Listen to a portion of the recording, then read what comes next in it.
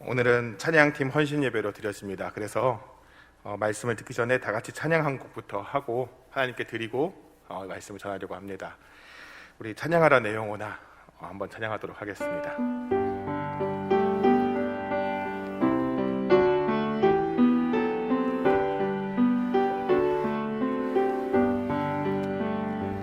찬양하라 내 영혼아, 찬양하라 내 영혼아, 내 속에 있는 것들아 다 찬양하라. 이번에는 똑같은 곡을 한 번 더 찬양하려고 하는데요, 눈을 감고 한번 찬양하도록 하겠습니다. 찬양하라 내 영혼아, 눈 감고 찬양하겠습니다. 찬양하라 내 영혼아, 찬양하라 내 영혼아, 찬양하라 내 영혼아, 내 속에 있는 것들아 다 찬양하라.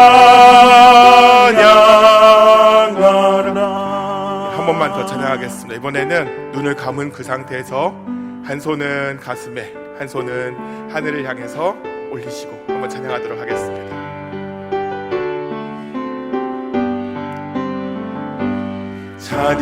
찬양하라 내 영혼아, 찬양하라 내 영혼아,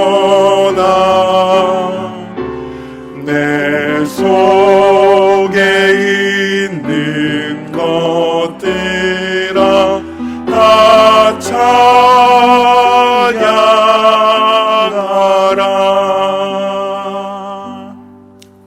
아멘. 할렐루야. 아멘. 우리 오늘 같은 곡을 3번 불렀습니다. 그런데 다른 모습으로 찬양을 드렸습니다. 3번 다 어떻게 느낌이 같으셨습니까? 아니면 느낌이 조금 다른 느낌을 가지셨습니까? 저는 찬양하라 내 영혼아 이 찬양을 참 많이 부릅니다. 근데 이 찬양을 부를 때마다 뭔가 다른 느낌, 뭔가 은혜가 충만해지는 그 느낌을 가져서 너무너무 은혜롭게 찬양을 할 때가 많습니다. 아, 찬양은 이렇게 하는 거구나. 내 속에 있는 모든 것들아 하나님을 찬양하라, 이렇게 하는 거구나 해서 참 은혜가 넘치는데요. 근데 하루는 이렇게 내 오장육부를 다 찬양하며 하나님께 드리는 것으로 끝날 줄 알았는데 갑자기 두려운 마음이 생겼습니다. 그 이유가 무엇이었냐면 내 오장육부가 나의 전부가 아니라 나에게는 숨겨진 더러운 것들도 참 많기 때문입니다. 과연 이 더러운 음행과 거짓과 속임과 욕심들이 과연 하나님을 찬양할 수 있을까? 내 안에 있는 그 찬양, 그 부족한 것들이 하나님을 찬양할 수 있을까라는 두려움이 생겨서 이 찬양 내가 부를 수 있는 찬양이 맞나? 이 찬양들 전체가 내가 과연 부를 수 있는 자격이 있는 사람인가? 라는 생각으로 빠져들기 시작했습니다. 내가 이렇게 부족한데 하나님을 찬양한다고 해서 하나님이 과연 받아주실까? 라는 두려움이 생겼다는 것이죠. 그런데 이것은 분명한 것은 사단이 주는 생각입니다.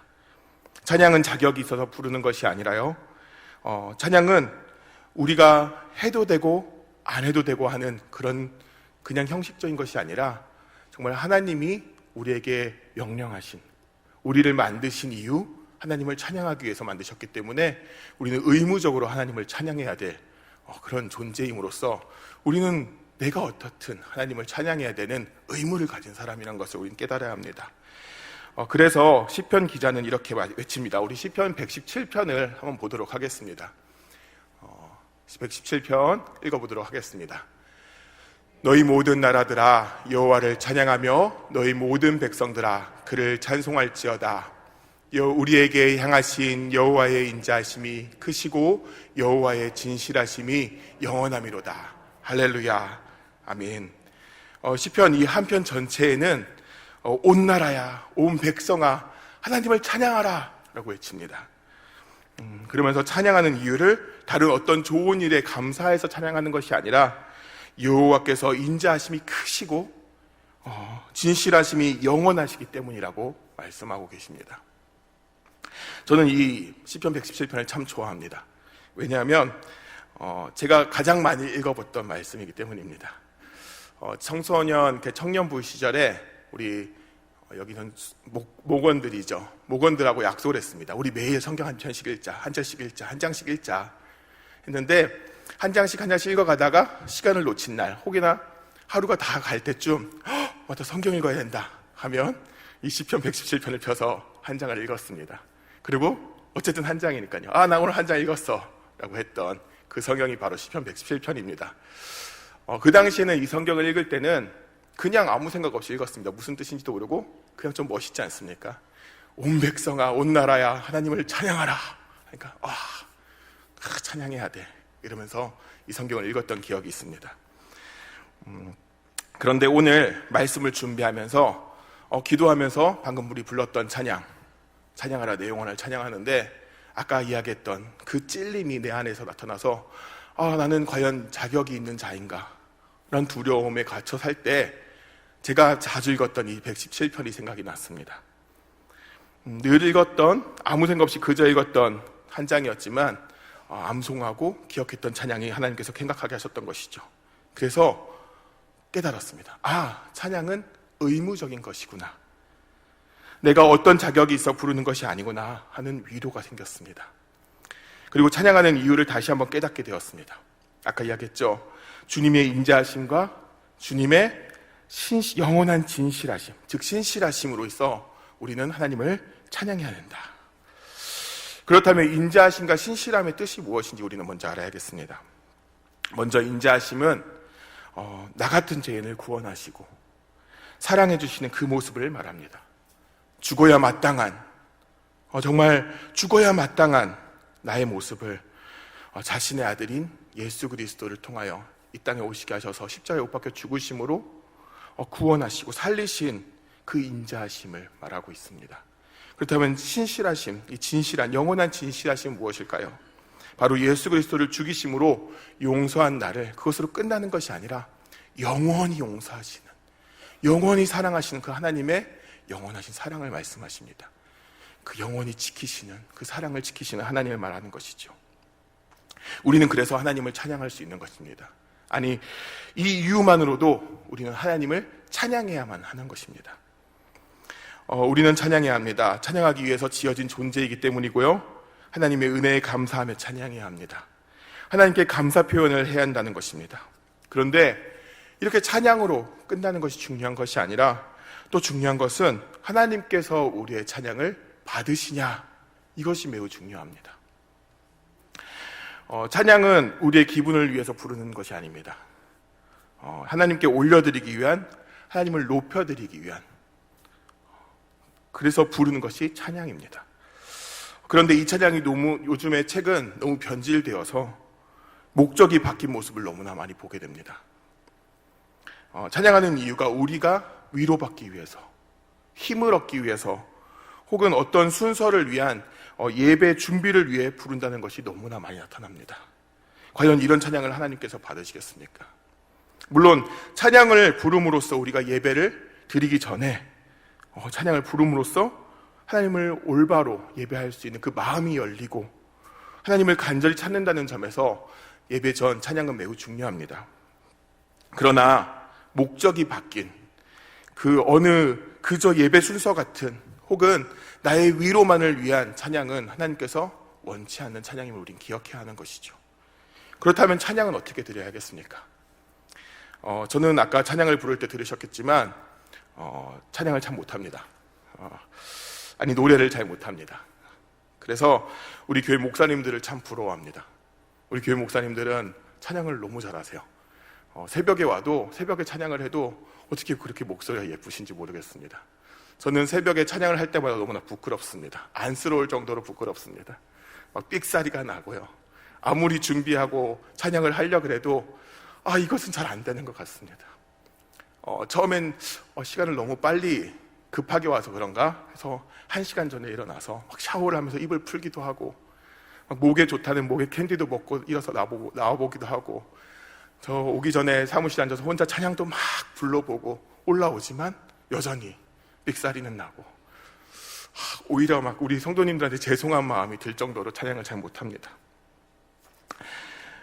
그런 저의 모습을 보고 담임 목사님 좀 불쌍하게 여기셨는지 한번 이렇게 충고를 주셨습니다. 찬양을 잘하는 것도 중요한데 그것은 어쩔 수 없는 그런 거니까 은혜가 되도록 한번 찬양하도록 힘써봐라 라고 말씀하셨습니다. 은혜가 되는 것이 뭘까요? 일단 저는 잘 불러야지만 은혜가 된다고 생각합니다.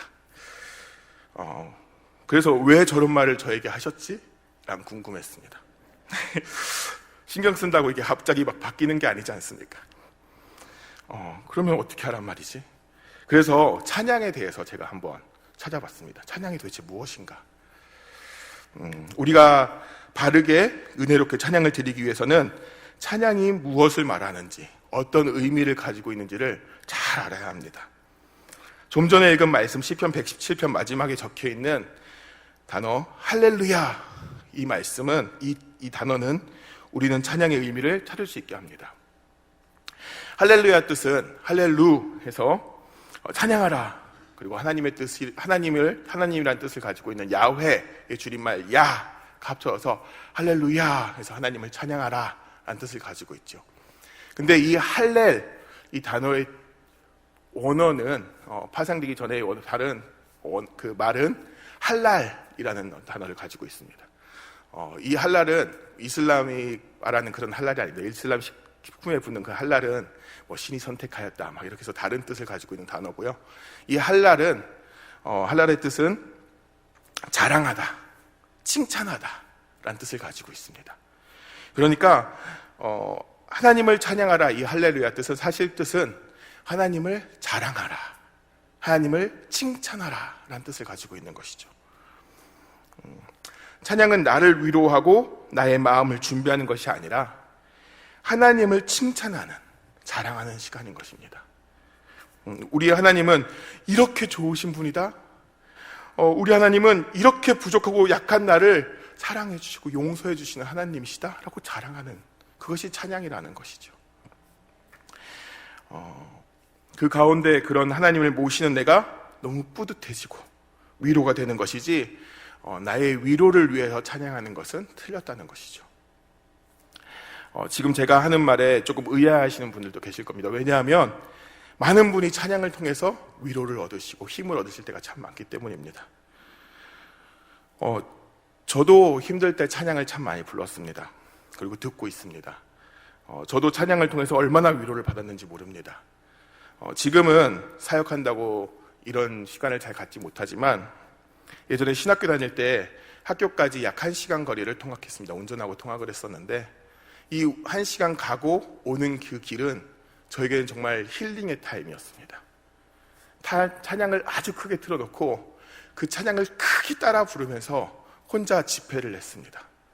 막 찬양을 부르면서 혼자 설교도 막 하고 부흥회도 하고 막 그러면서 막 혼자 눈물을 흘리고 울면서 운전하고 가고 돌아올 때도 그렇게 하고 오고 그러다 보니 오해받을 때도 참 많았습니다. 하루는 톨게이트를 이렇게 지나가는데 정말 많이 울면서 찬양을 하면서 가고 있었습니다. 근데 그 당시만 해도 제가 하이패스를 달지 않아서 매표소를 지나갔어야 했습니다. 그래서 창문을 열고 돈을 내려고 딱 하는데 아주머니께서 왜 그러세요? 라고 막 놀라서 묻는 겁니다. 이 큰 덩치가 막 울면서 돈을 막 주고 있으니까 거기서 막 놀라신 거죠. 그렇게 저는 이 시간이 너무너무 행복한 시간, 힐링이 되는 시간, 위로받는 시간, 힘을 얻는 시간이었습니다. 이 찬양은 분명히 위로를 우리에게 줍니다. 그런데 위로를 받기 위해 찬양을 듣는 것이 아니라고 하니 의아할 수도 있습니다. 우리는 여기서 같은 말이라도 아다르고 어다르다는 말을 한번 생각을 해봐야 됩니다. 똑같이 찬양이라는 이름으로 불리지만 어떤 목적을 가지고 찬양하고 있는가에 따라서 하나님께 드리는 찬양, 나를 위한 찬양, 이것이 나눠버립니다. 성경 관점으로 보는 인문학이라는 책이 있습니다. 그리고 또 인문학 관점으로 보는 성경이라는 책이 있습니다. 우리는 비슷한 말 같지만 성경 관점으로 보는 인문학을 봐야 합니다. 세상 관점으로 하나님을 설명하는, 이해시키는 것은 우리 성경적으로 맞지 않습니다. 이것이 똑같은 겁니다. 우리가 하나님을 찬양하는 것이 찬양이 되어야 하는 것이지, 나를 위로하기 위해서 찬양을 한다 하면 그것은 하나님을 이용하는 것밖에 되지 않는 것이죠. 이와 같이 내가 찬양을 부르고 듣는 목적이 그저 힘든 시간 가운데 위로받기 위해서나 힘을 얻기 위해서라면 그것은 잘못된 것입니다. 찬양의 목적은 주님을 자랑하기 위해서, 칭찬하기 위해서 부르는 것입니다. 그런데 그렇게 나의 하나님을 자랑하다 보면, 칭찬하다 보면 나는 그의 자녀임에 위로받게 되는 것이고, 내가 이렇게 자랑하는 하나님을 나의 아버지로 모신다는 것에, 선택받았다는 것에 힘을 얻는 것이, 그래서 거저 얻는 위로와 행복인 것이지, 위로를 받기 위해서 듣고 부르는 것으로 인해서 찬양한다는 것은 틀렸다는 것입니다. 혹시 2002년 월드컵을 기억하십니까? 당시 온 국민이 6월 한 달 동안, 그 월드컵이 끝나고 나서도 몇 달 동안 자랑하고 또 자랑하면서 기뻐했습니다. 우리나라의 그 성적들을 가지고, 그리고 응원 문화를 가지고 세상에 자랑하고, 우리끼리도 너무너무 행복했던 모습을 볼 수 있었습니다. 사실 자신들이 한 것도 아니고, 자신들이 무슨 업적을 이룬 것도 아닌데도 불구하고 그렇게 자랑하면서 기뻐했죠. 막 차 위에서 올라가서 막 점프를 하다 차가 망가져도 용서하고 그냥 그래 잘했어 이렇게 하던 그런 분위기가 있었지 않습니까? 아무리 힘든 상황, 어려운 상황도 있을지라도 그런 것을 느낄 새도 없이 그저 막 행복해했던, 그리고 나라의 그 축구팀을 자랑스러워하고 자랑했던 그 순간들이 있었습니다. 이 모습이 바로 한랄입니다.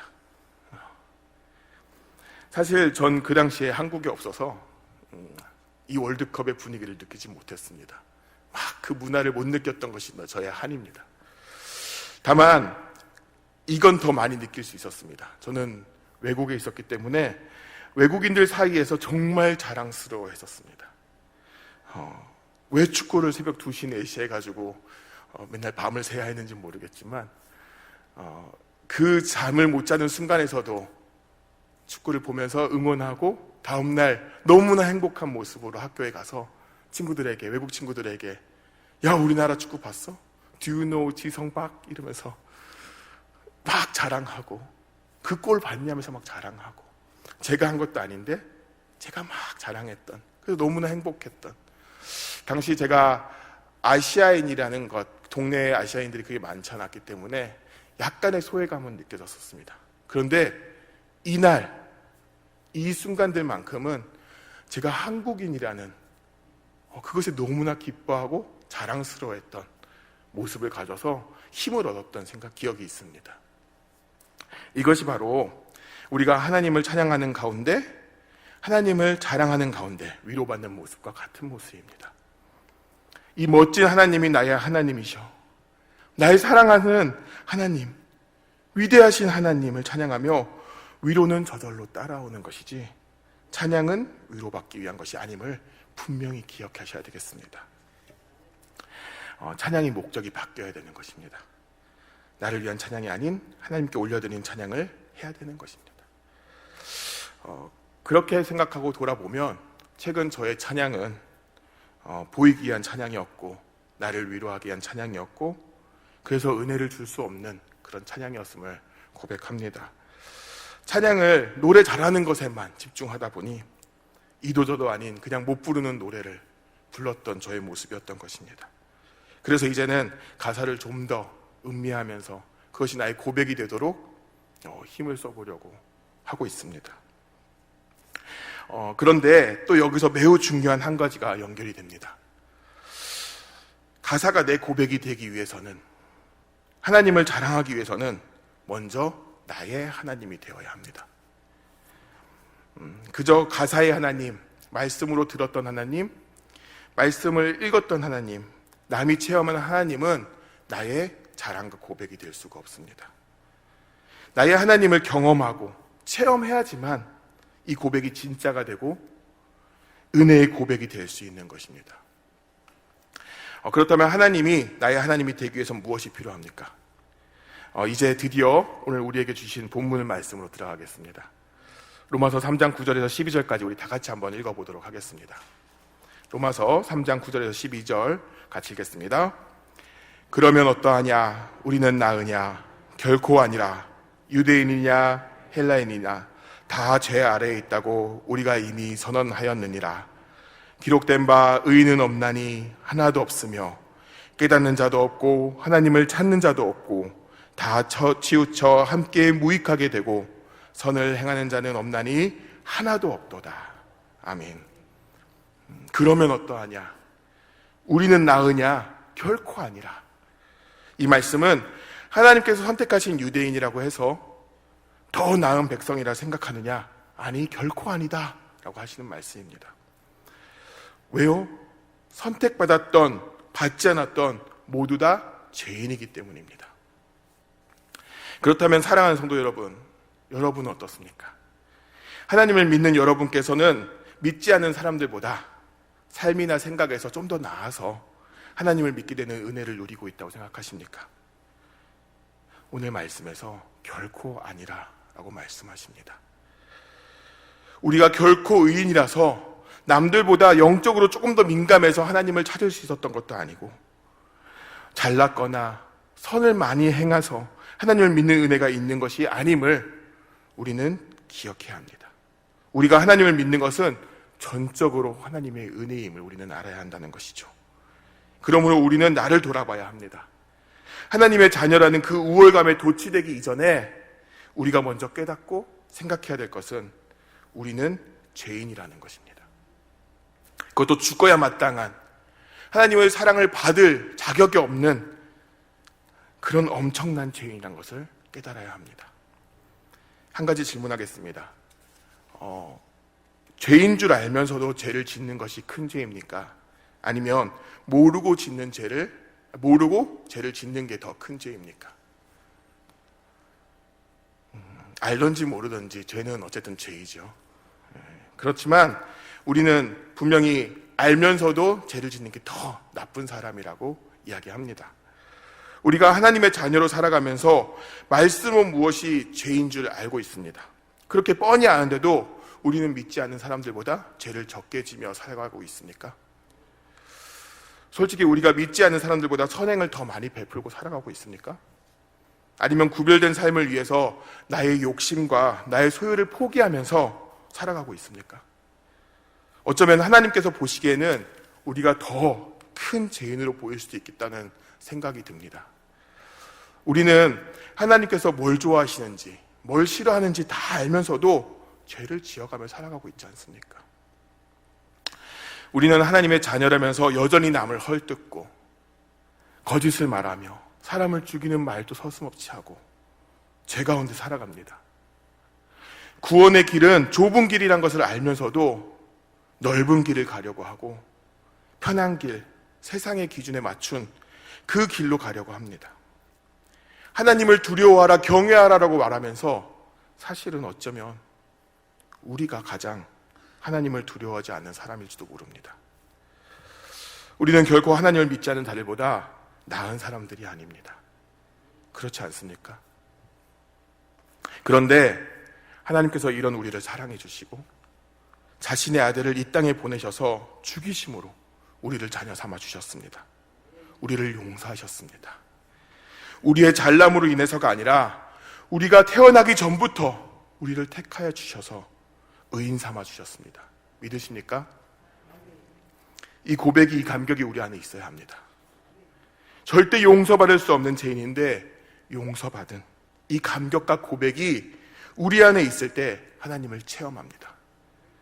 나 때문에 죽으신 예수 그리스도, 그리고 그러나 부활하셔서 구원과 영생을 선물로 주신 예수 그리스도의 사랑을 고백하는 것이 우리 안에 있어야 우리의 찬양이 진실된 찬양이 된다는 것이죠. 올해 청년부에서 예배를 마치기 전에 결단 찬양으로 부는 찬양이 있습니다. 선한 능력으로 라는 찬양인데, 보네포 목사님이 죽으시기 전에 마지막 유언으로 약혼자에게 보냈던 시를 가지고 음을 붙여서 만든 찬양입니다. 어두운 길밖에 보이지 않고 앞에 보이지 않는 상황이지만 하나님의 선한 능력으로 이 또한 하나님께서 모든 것을 해결하실 것을 기대하며 하나님을 자랑하는 찬양입니다. 이런 고백이 어떻게 나올 수 있겠습니까? 날 위해 죽으신 예수님을 믿기 때문에 고백할 수 있는 것입니다. 보네포 목사님은 살아있을 때 계속해서 강조한 것이 있습니다. 하나님의 은혜를 값싼 은혜로 두는 것을 교회는 알아야 한다. 잘못하고 있다는 것을 알아야 한다. 하나님의 구원의 선물은 사랑하고 사랑하는 아들을 죽임으로 주신 값비싼 은혜임을 깨달아야 한다. 값비싼 은혜는 말로만 하는 고백이 아니다. 삶으로 행하는 것이, 그것이 연결되는 것이 값비싼 은혜를 가지고 살아가는 것이다. 삶으로 행하는 것은 예수의 제자가 되는 것이다. 즉 예수를 닮아가는 삶의 모습이다. 우리는 찬양이 진정한 찬양이 되기를 간절히 소망하며 찬양을 부르지만 우리에게 이런 고백이 없다면, 이런 진실함이 없다면 하나님이 정말 나를 위해 죽으셨다는, 나를 위해 자기 아들을 바쳐서 십자가에 못 박혀 죽으셨다는 그 감격이 없이는 찬양을 진실되게 할 수 없음을 우리는 기억해야 합니다. 우리의 찬양이 진정한 찬양이 되기를 소망합니다. 예수님을 자랑하는 것으로 끝나는 것이 아니라 예수를 닮아가는 삶을 살기 위해서 발버둥 치시는 그런 우리의 성도님 모두가 되시기를 간절히 소망합니다. 그렇게 될 때 우리의 찬양은 진실되고 진정한 고백이 될 줄 믿습니다. 그리할 때 하나님께서 받으시고 기뻐하시는 찬양 될 줄 믿습니다. 그런 찬양하시는 우리 성도님 되시길, 그리고 그 가운데 하나님이 주시는 참 평안과 기쁨과 위로를 누리시는 우리 모든 성도님 되시기를 소망합니다.